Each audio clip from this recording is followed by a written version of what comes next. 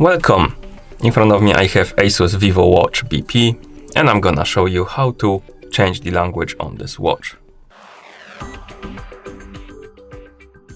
First, you will need to unlock the screen on your watch, and you can do it by pressing the side button.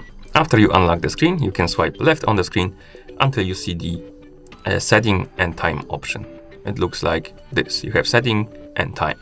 Once you find this option, swipe up on the screen to scroll through the list of settings and find the language option. Once you find it, tap on the language button at the bottom of the screen to open the list of languages, and here you can scroll through the list by swiping up and down on the screen, find the language you would like to use, and once you select the language you like to use, tap on the check mark to confirm and apply the language, like this.